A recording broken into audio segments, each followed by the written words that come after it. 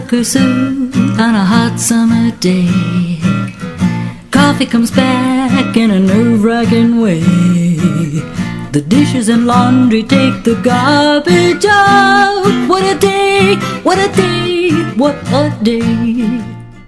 Well, welcome to Capital Region today. I'm so happy that you're joining us today. We have really a great show today, as always. I know I say it all the time, but it's really true. I do have a really great show today. We're going to be talking with Kate Dudding. She'll be talking about what's coming up with Tellabration, and she always has a great story to share with us.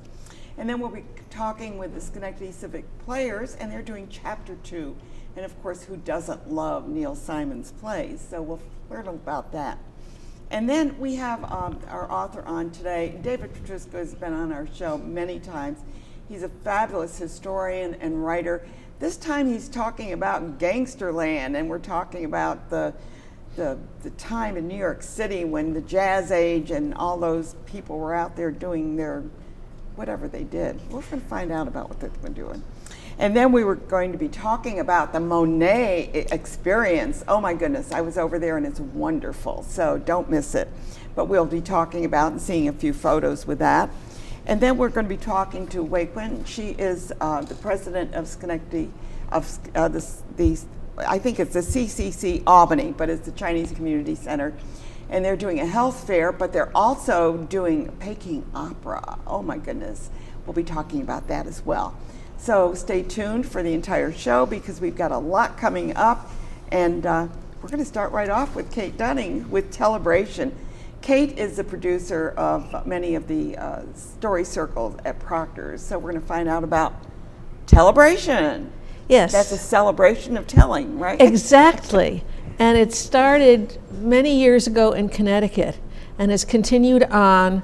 This will be our 26th Tellabration, 17th Wow. here at Proctors, but we had 9 previous to that. Wow. And so Something it's our to be proud of. Yes, yes. It's our big event of the year. It's in the GE Theater. There are door prizes and refreshments in addition to 8 fine storytellers. So, the title is Best Laid Plans. And haven't we always had a few best laid plans that go awry? Just a few? Maybe more than a few. Yes. So I know you always come on and tell a story. So are you going to do that today? You bet. And what kind of a story? Sometimes you tell a personal story. Mm-hmm. Sometimes you take a historical figure. What's your favorite? Oh, the story I'm telling now. Okay.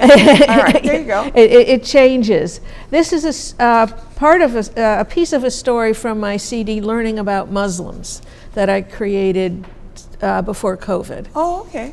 Okay, so it's a historical story. All right. And probably something we should all listen carefully to. It's called A Ring of Peace. As a child, I learned the golden rule. Do unto others as you would like others to do unto you. I thought it was the only golden rule. But when I was at a meeting of the local interfaith story circle, I learned that many religions have their golden rule. The Muslim golden rule is, none of you truly believes unless you wish for your brother what you wish for yourself. This is a story of some Muslims who lived by that rule.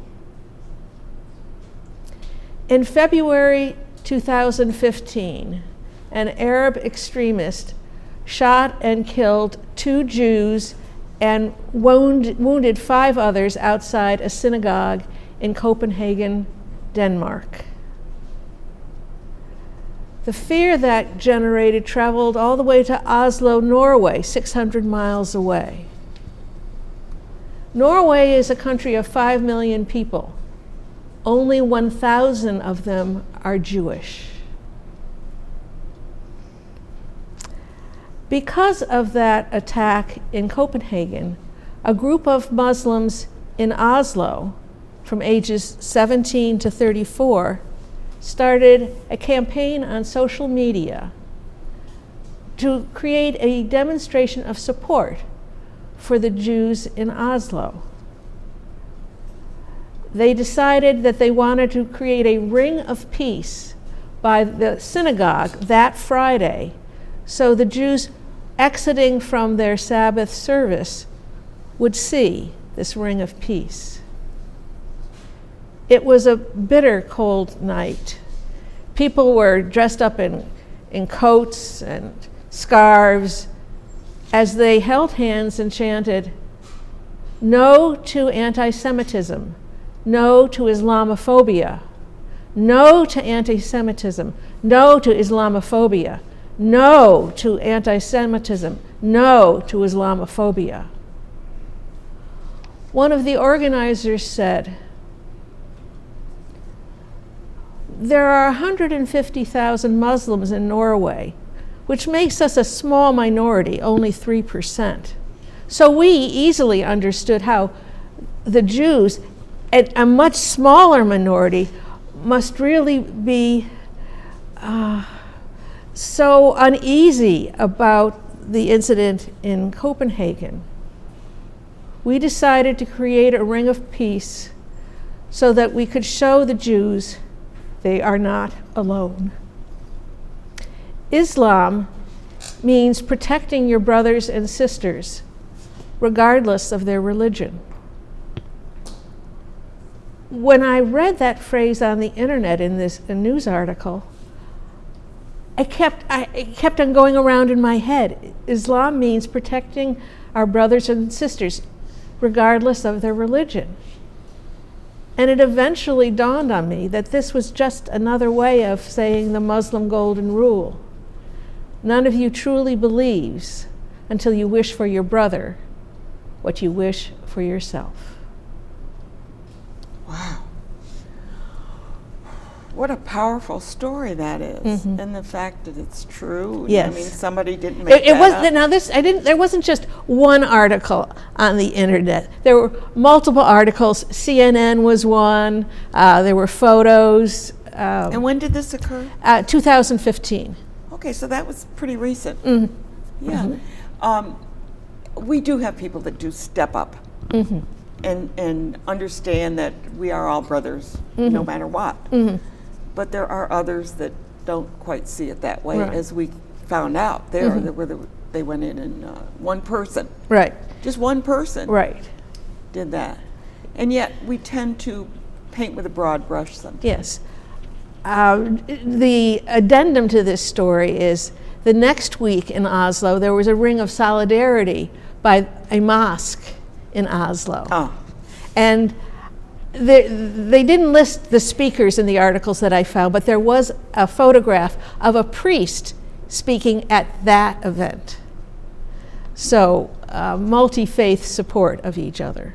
It's so important to recognize that we are our brother's keeper. You know, whether, no matter what, we need to protect. And of course, what we've seen, what has happened more recently in the news, this brings us a lot stronger. And yet, it seems as though that was in 2015 that occurred, and look what's happened now. So it never seems to go away. It's, No, but we do what we can. There's an African story about a little hummingbird who one day is seen with its feet and its wings in the air, and an elephant comes by and said, "What are you doing?"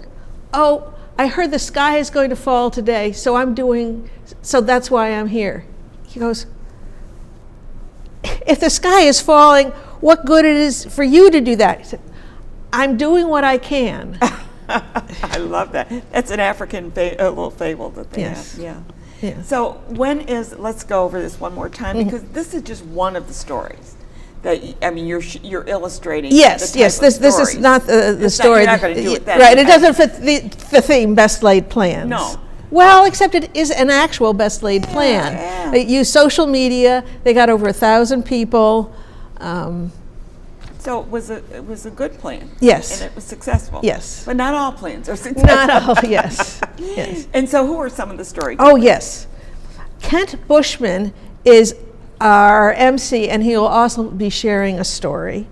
I'll be telling Margaret French, Marnie Gillard, Bonnie Mayan, who will also be doing a bit of dancing as part of her She does story. that. Yeah, Yes. I've seen her do that. Claire Nolan, Nancy Marie Payne, and a new storyteller to us, Miss Julia.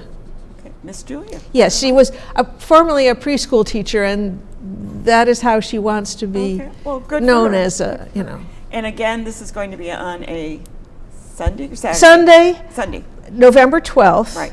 at 4 p.m. in the GE Theater at Proctors. Door prizes and refreshments, and a modest fee. And we are Story Circle at Proctors in our 17th season here. Right, and you just did word plays. Yes, so- we have, in addition to this, we have 5 word plays, which are similar, minus the door prizes. We still have refreshments, but we hold that up in the Dulac Guild Yeah, Room it's a on little the second smaller, yeah. story above the arcade. No, I love it when it's in the GE Theater, though. Yes, Yeah. yes. But we will have 3 more productions after Tellabration in January, February, and March. Great, and you come on and talk about those too. Well, to start off the second half of our season, I'll have to book the date with you when I get guess home. You will. Yes. Yeah, I'll get my calendar ready. Yeah. Okay, Kate Dudding, and she is a storyteller and the producer of many of these events that come up at the Story Circle at Proctors. Thank you so much for being here. Thank you for having I'm me going to again. go over to the Schenectady Civic Players. They're so near and dear to my heart. So here we are, and you're Hi. doing chapter, Chapter 2. yes, and that Yes. was Neil Simon. Neil Simon. Barbara is the director of the production. Mm-hmm. What is chapter 2 about? Well, it's a semi-autobiographical story about Neil Simon and his relationship with his second wife, Okay. Marcia Mason, Right. who he married or met and married after his first wife died. And just sort of the whirlwind romance that it was, and then I guess it might be the best laid So it's plans, sort of how it turns out. And then, autobiographical. what's that? It is autobiographical. autobiographical. Yeah. You know, they have this whirlwind romance. They get married really quickly, and then at least one of them thinks, "Oh, maybe I moved too quickly in this regard." And No, well, that's not unusual. no. So who's playing Marcia Mason? Oh, Cristina. Okay, Cristina. pass that over to Cristina. Cristina. So you're playing Marcia Mason. I'm and- playing Jennie Malone. Well, yeah. Well, I know it's not. Would I know we're never not using the aspire real to be name, Marcia but Mason. Yeah, since the names have been changed to protect the innocent. Is that what they say? Perhaps. So, Cristina, I know that you've been involved with theater, and I think I worked with you once for the TED Talks, didn't I? Yes, That when was I way did back when. the TED event at Brown School. Yeah, wasn't that something? Yeah. So anyway, you're doing this, and do you like your part, and how does it feel? Oh, I love my part. I think that Jennie gets a kind of bad rep as somebody who takes too much insult and invective from her husband while he's trying to figure out his life. But I think that's sort of part and parcel of being a strong woman, and not taking abuse, certainly, but realizing when there's an end goal and that she wants to see this through with George, her husband. So would you consider your part more of a, is there any comedy in this, or is it basically dramatic?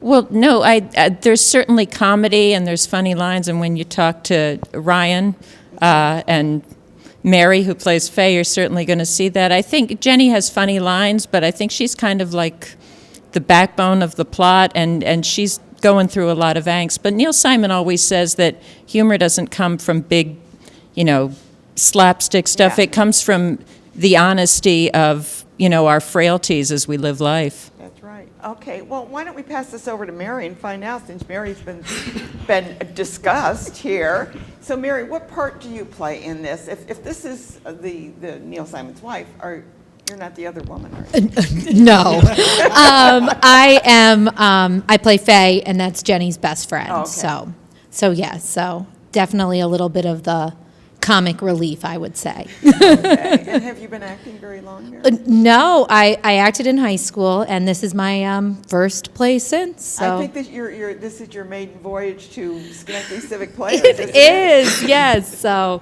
very excited, and we'll see. And Barbara here was my director in high school, so I've only ever had Oh, one. stop. How nice that is. Well behaved. Exactly.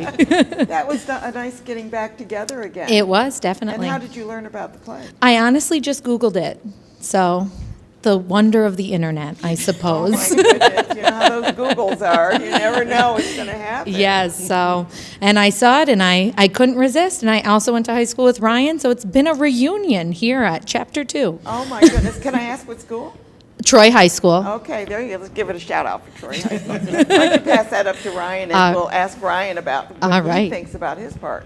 Hey, Ryan, it's good to see you again. You've been on the show recently. Yeah, back in You are a May. busy man. I think you were with the goat, weren't you? No, I was dinner with friends with, Oh, dinner with him. friends. Yeah, I'm yeah. sorry. That's the wrong one. I'm still busy. It's okay. It's like they just kind of all blend together after Yeah. they're done. Yeah, After yeah. they're Just one done, they big do. yeah. So Ryan, you've been. That was really a great play, by the way. Thank Dinner with you. Friends. I Thank really you. enjoyed Yeah. that too. So now, what part do you play? I play Leo Schneider, who is the brother of the Neil Simon character. Oh, okay. And mostly comic relief with Mary here, but I kind of not drive the play, but Leo is the one who sets up George with Jennie, and kind of spirals everything, I think. Okay. I got a couple monologues, so I think I can say spirals the plot. So Okay, good. And you've been on stage quite a bit, actually. yeah, once or twice, Yeah, I know, but you seem to like it. Yeah. They haven't told me no yet, so Well, you never know. Yeah, it could happen. It could happen. I don't think so. I think you have to worry about it. So let's go over to Christopher here. Christopher Urig. Oh, thank you. And you play the Neil Simon part? I'm I assuming. play George, the Neil Simon part, Yeah. the thinly veiled Neil Simon part. Yeah. Well, I mean, we're just kind of, you have to put things in context, sort of. Right, exactly, yeah. And it's So been tell me, I know you've been on stage. You've done some directing too, haven't you? Or- no directing. I acted in high school and college and hadn't touched it for years. And about 10 years ago, not to date myself, but about 10 years ago, finally got back into it, and it's just been a blast in community Yeah. theater ever since then. Yeah. Yeah. Have you performed elsewhere, or just basically Civic Players, or do you? No, a you few did other. all the rest. Yeah, a few other local theaters that I've done. Nothing Yeah. out of the capital region though, but everything local. There's so many opportunities. Well, aren't we amazed? It's amazing in this area that we have so many theaters that are active and they are prolific. Oh yeah, it's great. We're very fortunate. I did talk to a person who moved to an area in Nebraska, and it was a large area. She said there's just like no community theater. So Yeah, I think the capital region is extremely fortunate that way, in that there are so many opportunities, whether we're on stage, working crew, backstage, producing, anything else. there's always a room. Yeah, there are great opportunities everywhere. Yeah. So what did you have to do in research in your part, or did you just fall into it? No, I did a lot of research back into Neil Simon's life and what his own experience was, and then reading just information about the play itself and what brought him to write it and what he was thinking, as well as Marcia Mason and how that affected Jennie and that relationship and the long-term effects of that. And it was challenging, but it was an exciting challenge. Yeah. Yeah. Well, the interesting thing is with Neil Simon, and we always think of his a lot of comedies that he's done in the past, with dramas as well. Right. Yep. So, but it's kind of like this one is like he really got his feet into this one. Yeah, this is his really first, more dramatic piece, which has been more of a challenge. We're so used to things like The Odd Couple and slapstick and everything, Yeah. and this was one that really just dug in. There's still a lot of comedy, but then there's a lot of drama that hits home because it's the kind of thing that a lot of people can relate to in their own lives. Exactly. Yeah. Which of course that's part of it. We got to have a little comedy in our own lives, or else.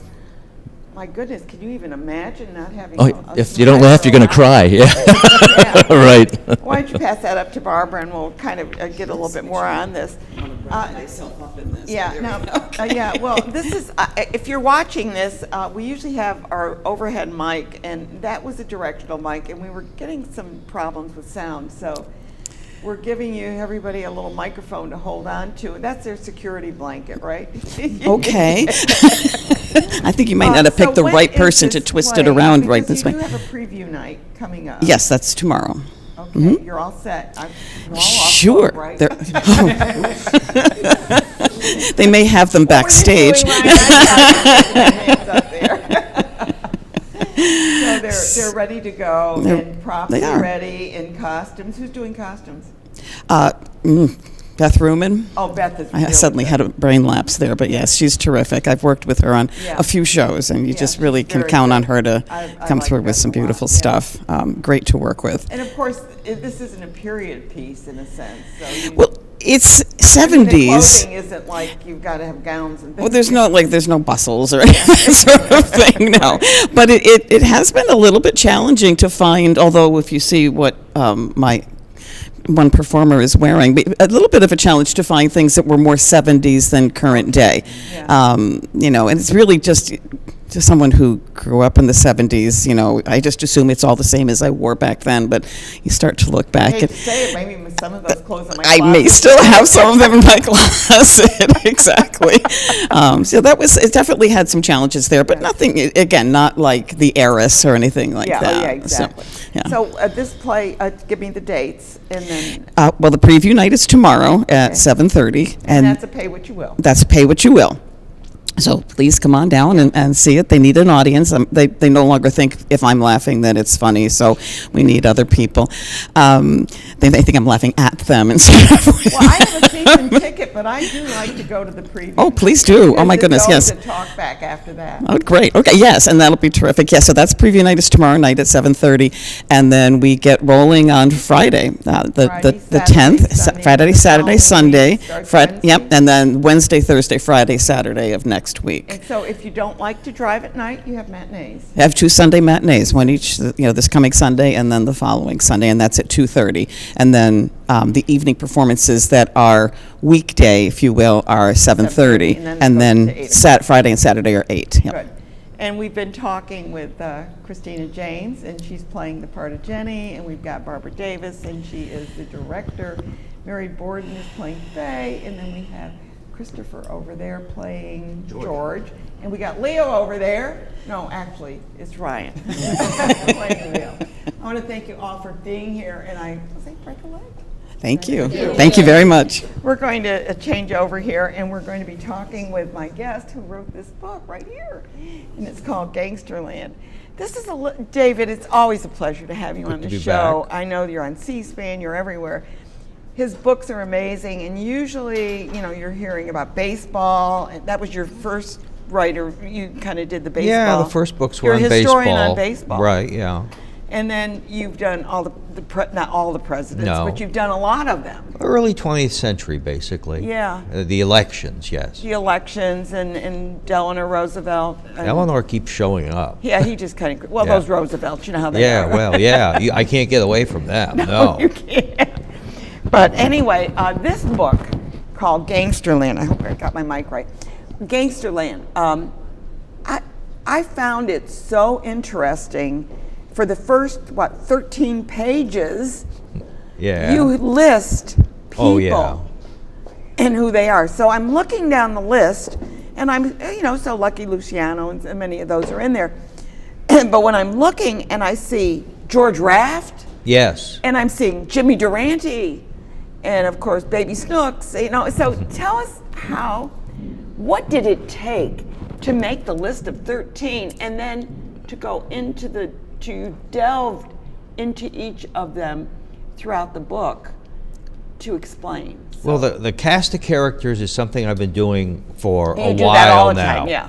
And I'm kind of surprised that more authors don't. I wish they would. Dr. Zhivago, please. You know, one of the problems I think of becoming an expert on something and an author is you assume everybody knows this stuff, and they don't. And they don't. They don't. They may not even remember who George Raft is, or you said Baby Snooks, that's Fanny Bryce. Fanny Bryce. Right?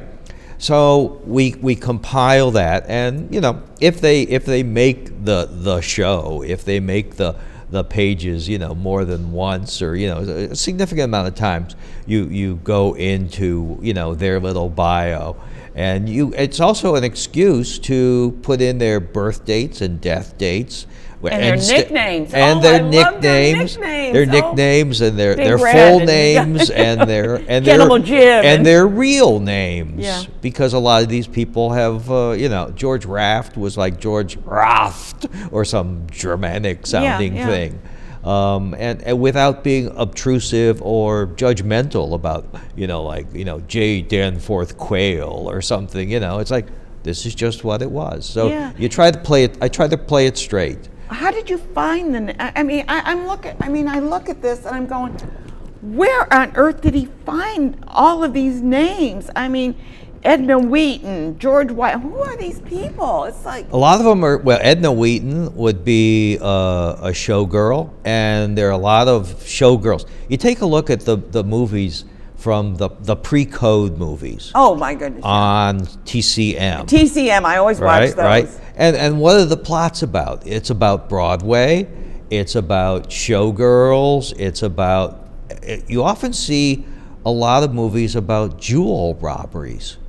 And when I did a book earlier about Arnold Rothstein, and this is sort of... You've done a lot this on is him, This yeah. is like a spin-off of that book.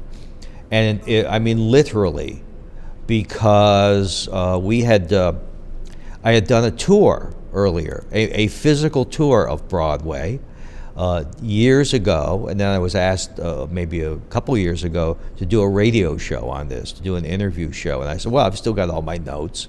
And by the way, I was stiffed on payment for that tour because you got to watch you've got to. I don't have to pay you? No, but I mean that's how crooked Times Square can be. Yeah. Hold on to your wallet. Yeah. But so we still had the notes, and I thought, well, maybe I can just do a little pamphlet on this subject.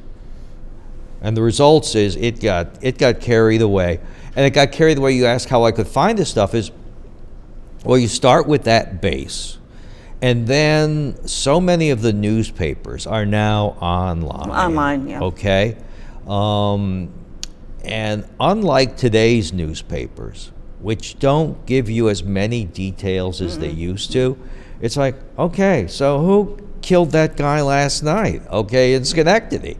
What was the name? Where did they live? What was the precise address? The not in there anymore, newspapers then would tell you Yeah. this stuff, which is essential for doing a walking tour sort of book. They'd not only tell you the address, they might tell you the apartment number. So I would have Oh, so all you've those. got all that I would have the all those detail. details. Sure. Yeah, and I mean, it's not a narrated book. In other words, you've set it up so that they're numbered. Because it's a walking tour. It's a tour. It's not chronological. It's geographic. So I start roughly at Times Square and head up. I know you do the streets. It's like, oh my goodness, it's like you're there when you're reading this. Yeah. And when you did Jimmy Durante, I'm going, Jimmy Durante, why is he in here? And then I find Lovable out Jimmy Durante. He's got a restaurant and a gambling thing in the basement. It's heavily speakeasy oriented. There was some guy doing an interview recently I saw on TV, and he said, oh, the police would never raid these places. They raided them all the time, actually. I mean, in terms of percentage of how many there were, not overwhelmingly, but these places were getting raided all the time, and the West 50s in particular were loaded with speakeasies. And then you'd raid the place, they'd shut it down, and they'd open it up again, and they'd be bang, bang, bang, bang, one in a row. And then they start over again. And in many cases, bang, bang, bang, bang, bang, because people would be shot in them or in front of them. Yes. So there was violence. Absolute violence. I mean, you see, there's connections in the book to this area. Yeah. Bang, bang, bang, bang, bang, at the one of the clubs named was the Hotsy Totsy Club, which sounds like it was made up for a pre-code movie, right? But there really was such a place. Hotsy Totsy. And it was run by Legs Diamond, who was, of course, killed in Albany, in the building still owned, I guess it hasn't been sold, by Bill Kennedy. Okay. And he was operating also in the Catskills, and the connections between the book to Saratoga Springs. That's the one thing that amazed me is how much Saratoga plays into this. Yeah, because in August it was the August place to be, yeah. even then. So Arnold Rothstein, the key player in the book here in the chronology or the lay of the land, was married in Saratoga Springs. He made some of his early fortunes there. He had a racing stable. One of the fellows who had a gambling house, who was sort of like Arnold Rothstein's hero. I say even villains have heroes. And there was a guy named Richard Canfield, and he had a place, the Canfield Casino. Canfield Casino. And it's still named that. And yes, and you can go see that and see what that was like. And you can also Was that a casino? It was a casino. That's what I thought, and they still use that name. Yeah, sure. And Arnold Rothstein, the house where he was married, it's still there. It was the house of the Justice of the Peace on Washington Street. Well, now I think the closest that we get to this in musical comedy is Fanny. No, Guys and Dolls. Guys and Dolls. Dolly. Oh, Guys and Dolls. Guys and Dolls. Damon Runyon. Damon Runyon. And he's mentioned He's in in here, there too. all the time too. I because love Damon Runyon. Yes. I love his short stories. A lot of people don't know he has a lot of short stories that he's written, and they're the same lingo that he uses. Yep. And apparently that's the lingo they did use. I think so. There is some dialogue, not dialogue in there, but a substantial quote from the cashier at Lindy's restaurant. And he's talking just like a Damon Runyon character. Yeah. Lindy's, of course, becomes the cheesecake becomes Mindy's in Guys and Dolls. Yeah, right. And you can visit the hotel where Arnold Rothstein was shot. You also get multiple bad I was things. thinking Funny Girl. That was the one I was Funny thinking. Girl. Funny Girl. Well, Funny Girl because it's Fanny Bryce. Yeah. Why is Fanny Bryce in the book about gangsters? Because one of her husbands, her second husband, I think her first husband was a barber from Albany. Okay. I did not know that. Maybe it's in here, and it might be in there, or it's just in here. It's in here. It's just in here, and I'm stuck with it. And so her second husband was Nicky Arnstein, who was a henchman of Arnold Rothstein and was convicted at one point of stealing millions of dollars in Liberty bonds, the war bonds from World War I. And she also, then she goes on to marry, what's his name, Rose. Billy Rose? Billy No. Rose. Yeah, Billy Rose, who is the another speakeasy operator. And he is muscled into by a henchman of Arnold Rothstein and is said, we want a share of this. We'll give you $1,000, which even then... Well, it was big money. Big money for the average guy on the street, but not if you're in that business. Not if you're raking in so much money. And so they muscle in for a share of that as a blind for actually Arnold Rothstein, who is then going to pay off the police and the judges and all that. Yeah, I mean, it was all graft. I mean, it's all payoff, yeah, sure. Payoff. And Rothstein is the connective tissue between so much of this, of gangsters The thread, and Broadway and labor racketeering and Wall Street. Wall Street comes into this Must have because missed that. yeah. Well, one of the guys, another Saratoga connection. The owner of the New York Giants then, not the football Giants, but the baseball Giants. Was, and you're an expert in baseball, that's right, too. Charles Stoneham, that the deal to buy the Giants was brokered by Arnold Rothstein. Stoneham was a big crook who ran bucket shops. What's a bucket shop? A bucket shop, I'm glad you asked. Aren't I glad? See, I might... And a bucket shop is a broker. You give the broker money to buy a stock. And you've been suckered by this broker because he thinks it's a stinker. He thinks it's overvalued. He thinks it's going to go down. But he's never going to buy that stock. He's going to put the money in his pocket.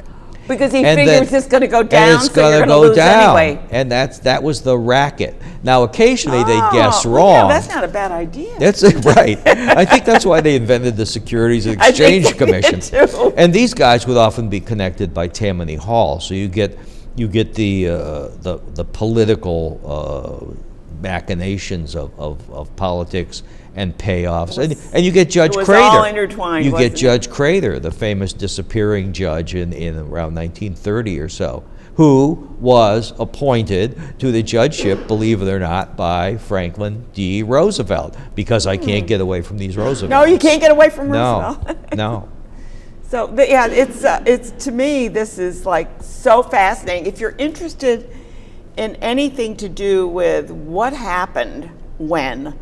This is amazing. I mean, I'm sure that we have the same thing going on now, but it's probably not as concentrated as it was at this time. Oh, it was block by block, room by room. Yes. Yeah. And so, what's your next book? Yeah, I gotta ask To be you that. determined. To be determined. Okay. Nothing in the works right now. I never expected you to write this book. I didn't expect to write it either until I started, and then bang, zoom. Yeah, and I'm really impressed. And it's a book where you can pick it up and read a little bit here, a little bit there. But I'll tell you, if you get this book, read the cast of characters first. I read every one of those because I felt I needed to know where are we going with this. And then it made it much easier to pick up any one of the little stories. And he's got lots of photos in here too. So, and I don't know where he got all these photos, but I'm sure they're all public domain. They're right? public domain. That's the You key. notice I said That's that. the key of what I write about. It's like, It's okay, public domain. because as I say, talk is cheap, but images are dear. Yes, they are. Yes, they are. David Pietrusza, you'll probably see him on C-SPAN or somewhere else or at a book signing. But if you have an opportunity, please meet this gentleman and learn about his books. He's written, what, 30 or 40 books? It's going on to 50. 50 written, books. Written Oh. or edited, yeah. I have trouble writing a list of what I have to do today. I don't know. Thank you so much. Thank you. Always a pleasure to have you on the show. I really respect what you do. Smart man. Okay, and here we are going over here to talk about, first it was Van Gogh. Correct. And I thought, you can't top Van Gogh. Van Gogh, I love Van Gogh. Van Gogh's wonderful. I went to Monet. And I'm going, this man, I mean, Claude Monet, I've always known about him. He's an impressionist and blah, blah, blah. But when I went through the exhibit, bam, we're talking with Richard Lovrich, who is the artistic director and the general manager of the Armory Studios New York, which is pretty impressive. So, Thank you. what you're doing there. But let's talk about Monet right now. Who wants to start? Let's talk about him for a minute. Yeah, I'll Yes. take that one. So many of you probably saw the Van Gogh show. We know that because there were 140,000 people, I think. Yeah, but who's and Monet was different, but in some ways similar, right? There was the year of potatoes. He was quite a marketer, by the way. So everything he said you could take with a grain of salt, With a grain of frankly. salt, okay. But there was a year he ate nothing but potatoes. Okay. He did write many letters to friends, and it's quite clearly documented that he had very tough times. He threw himself in the Seine at one point, but he lived. So, Thank goodness. so therefore, so not Van Gogh. And it wasn't until later in life that he achieved financial success and indeed fame. He had very early success, which we have to remember when his paintings came out, we think of them as beautiful now, maybe even quaint or pretty. But when they first came out, people were outraged. They didn't know what it was. Outraged, Yeah, angered. it wasn't realism. It was going to be the end of the world. And his life Thank arc, goodness.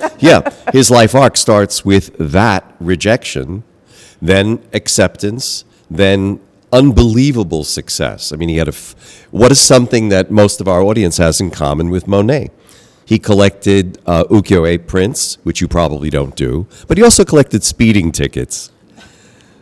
Wait a minute. He His loved to horses were fast? He or- loved to drive fast. Oh, wow. And he had a fleet of cars. I believe it was about 40,000 francs or more I of did not know. automobiles. Now, that was not in the exhibit. Was Oh it? Did yeah, I miss and the it should book? be. And he was a really, Oh, as I said, was it? the more you read about Monet, the more you want to know. Well, the thing that I found interesting is, like, we know Van Gogh, Yes. but when you go to see Monet, you see that he was a caricaturist. Yes. He did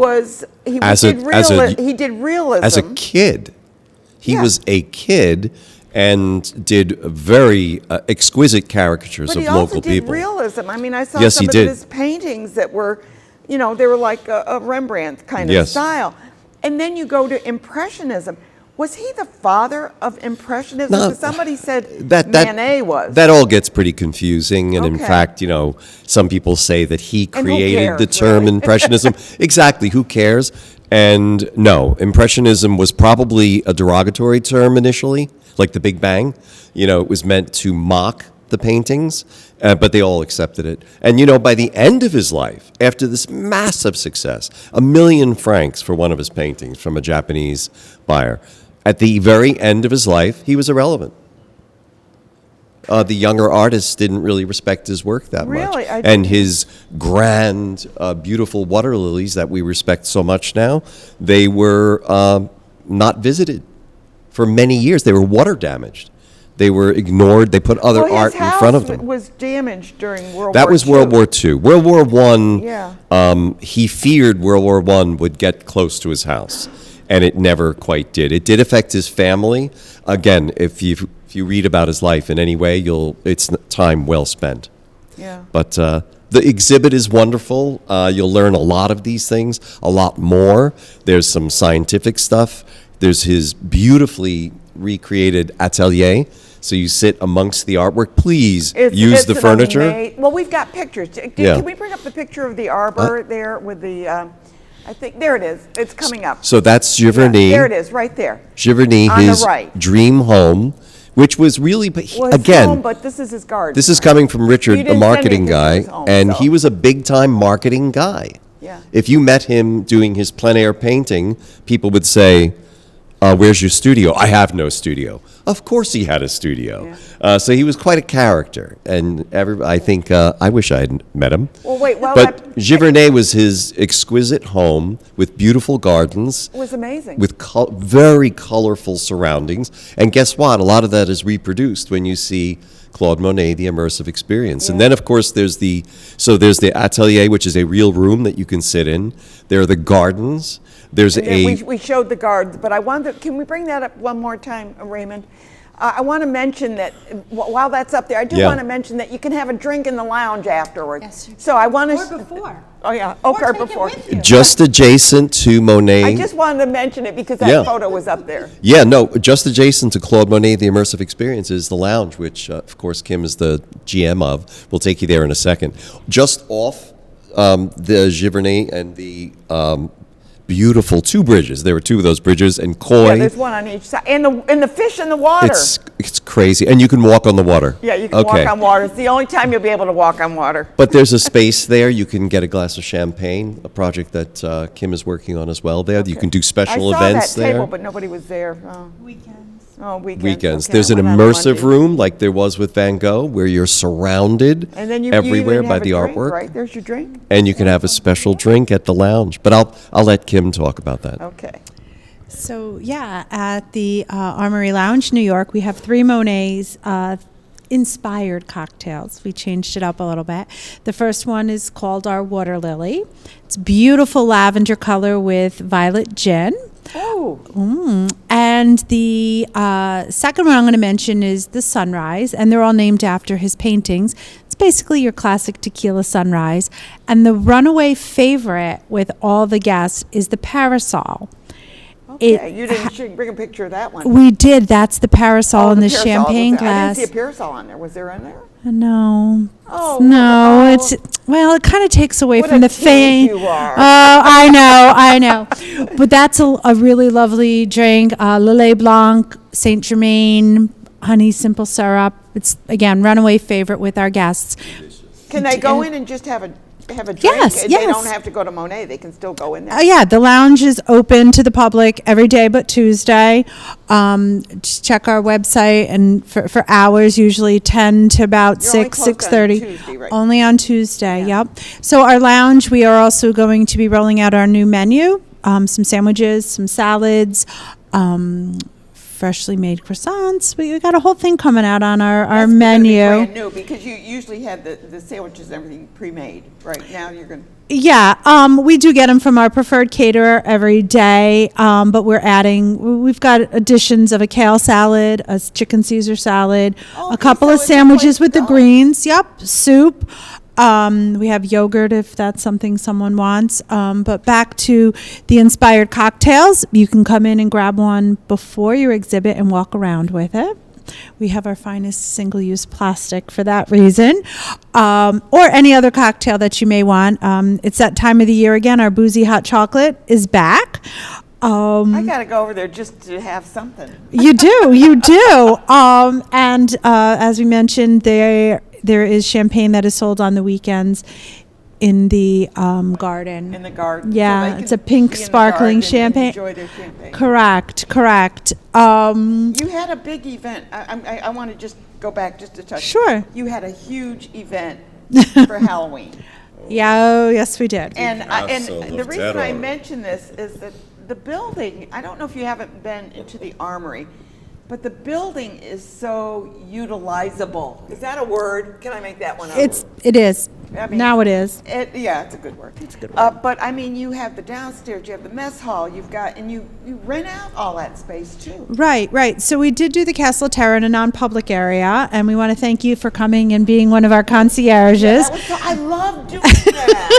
It was so much fun. We put out a call for folks to help us just kind of tell people like Monet's here, the Castle of Terror is here, the Wicked Labyrinth is here, and blah, blah, blah. And how did you like it? And I got all that feedback. Yeah, Anne did a fabulous job. Everybody loved it. They loved both. They loved Yes, it all. yep. So we did that in, again, the non-public space in the Armory that most folks wouldn't see. Anne mentioned our mess hall, which we have reimagined and renamed the Officers Club, and that's our extremely versatile event space. Anything you want. We've had weddings, we've had baby showers, we've had galas. I want to mention one thing that I think is very impressive about the Armory is that we had an event there, as you know. Mm-hmm. But you have a parking lot dedicated to an ADA. Correct. And an elevator and bathrooms by the elevator. Correct. There's no reason that you can't get in there. Right, and that was something that was very important when we were becoming more of a public space, was that this accessibility was there and that it was bigger than required and, again, easily accessible. I mean, we can't forget about Plenty of those that parking, need it. all-free Yeah. parking. Oh, I like to refer to it as our unparalleled parking. Ba-dum-ba-dum-bum-bum. I like that. There are 15 Yeah. spots. They're within just a few steps of a door. Well, not only that, but they can pull up and drop them off and then park 2 feet away. If they And would. 2 ADA bathrooms. The elevator just 5 steps away. Yeah. And then Monet. I was very flight upstairs. impressed with that. I was really impressed Thank you. when I saw that. That usually places like, I'm sure they didn't have that originally, so No. you had to put that all in. That was day one for Ray and his partner Jeff. Yeah. When he's sorry he couldn't be here today, by the Yeah. way. But that was day one.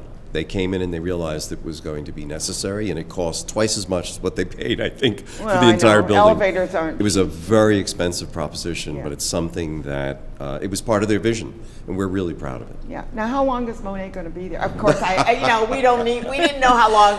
Van Gogh kept getting extended. at the moment, we're still selling through December. Okay. That hasn't It's not changed. like the Broadway shows that, I used to come here to promote, and that, there are actors and they have to be someplace else. It's a show. Yeah. And as long gonna as be here as long as long we're as you getting want to people. keep buying tickets for it, Yeah. pretty much, they will And continue word to show will it. spread because Yeah. if you're watching this, let me tell you, you will really enjoy the Monet. It's one that you go into, and I think they say plan on 90 minutes. I don't know how long I was in there, but I had to read everything. The one thing is you can touch the paintings. Yes. Amazing, right? In the atelier. And I yes. didn't do it because I was afraid to. And somebody Yeah. said, well, you can do that. And you can tell the layers of paint that he put on. It's such a great exhibit. Go.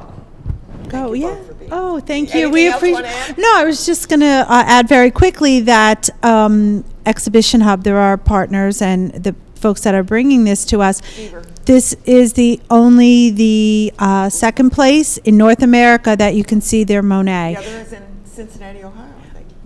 Isn't it? I'm not Yeah, sure I on think that. I read it. Okay, you're good at that. But it's a really, this has been amazing for didn't mean to step Schenectady. over you. You're fine, Ann, you're And fine. we're going to have a big surprise. We'll be back on air, I hope, and we have a big surprise coming in January. Okay. Mm-hmm. Will I like it? Yeah. Oh, yeah, yes, of you course. I love surprises.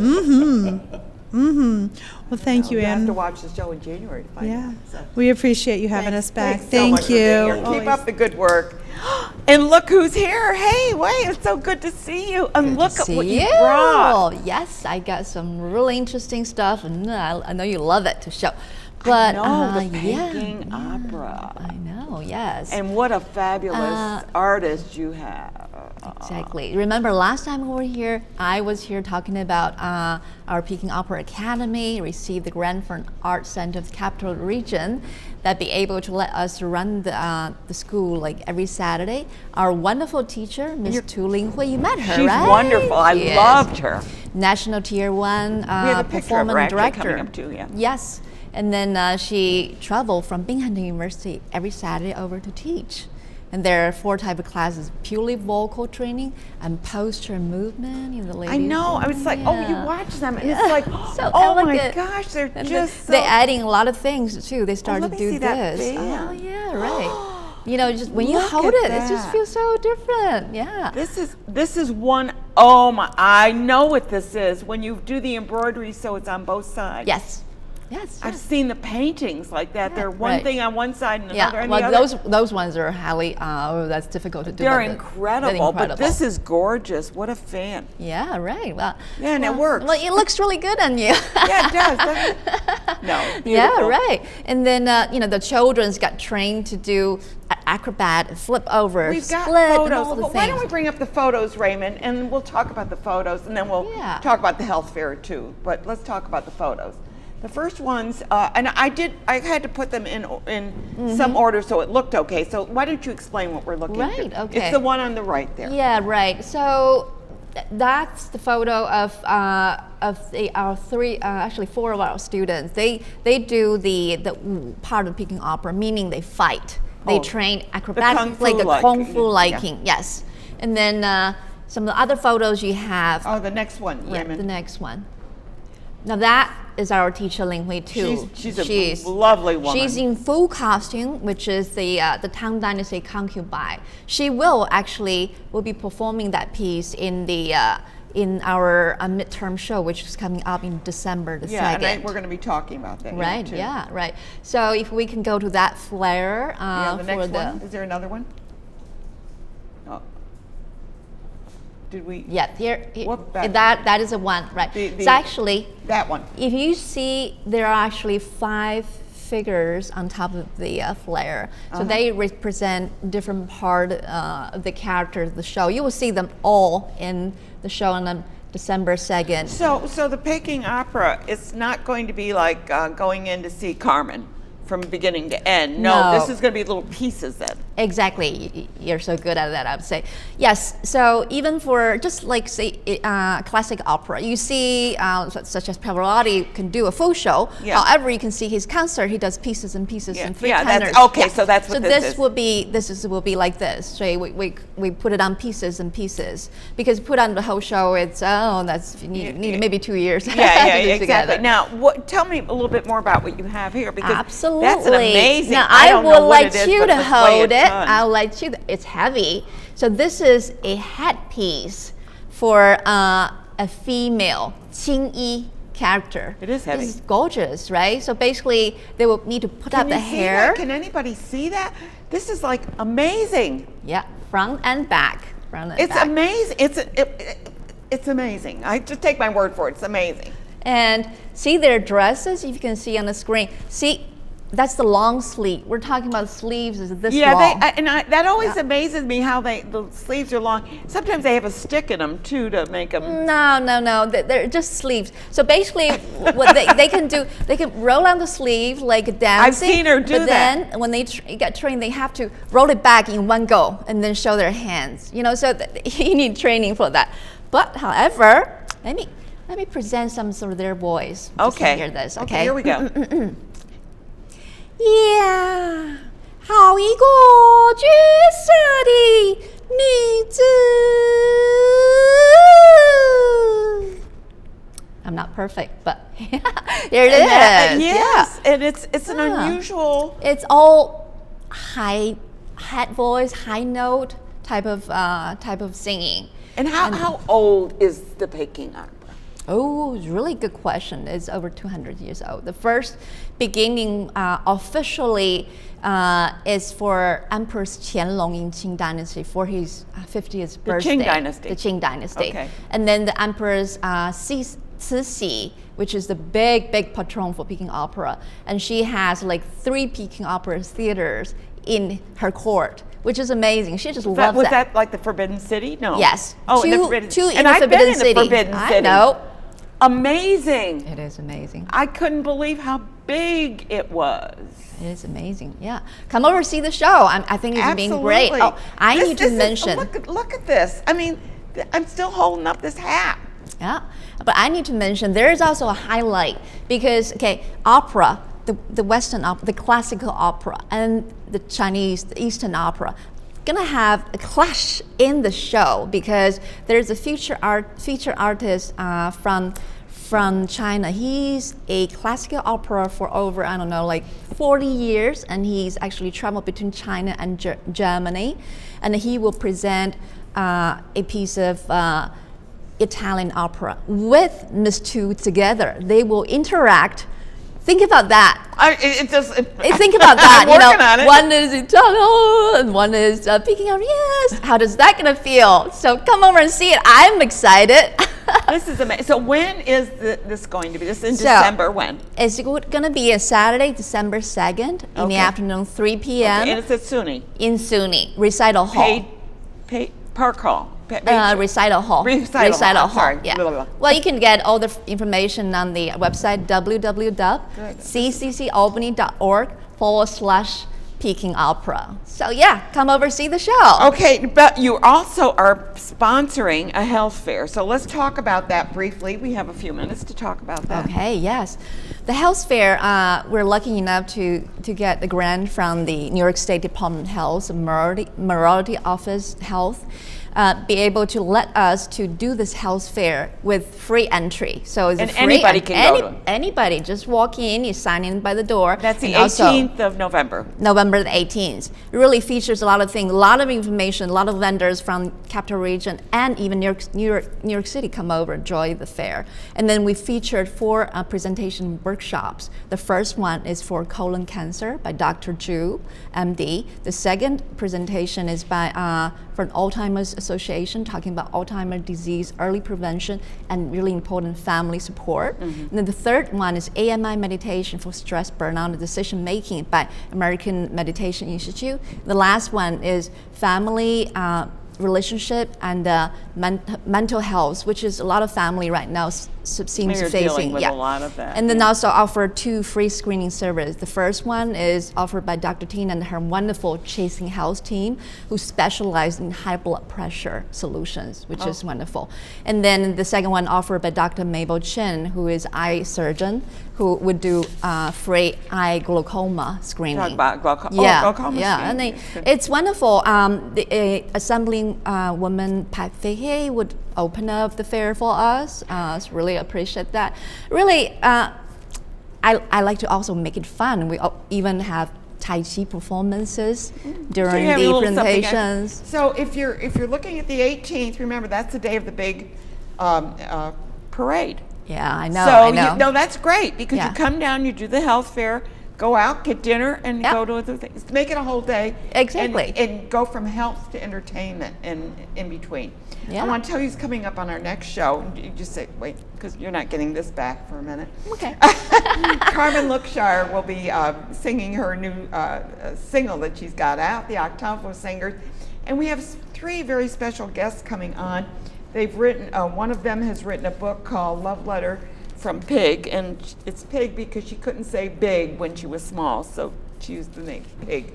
But we're going to be talking about them and finding out about that. And I do want to wish you all to remember our veterans that are coming up on Veterans Day, which is on the 11th of, and they're going to bring that up right there. And it's a shame looking at that photo, how many wars that we've had. It makes my heart break a little bit there.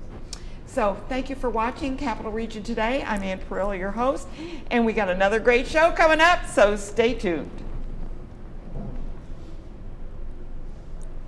I wanted to put that on so bad.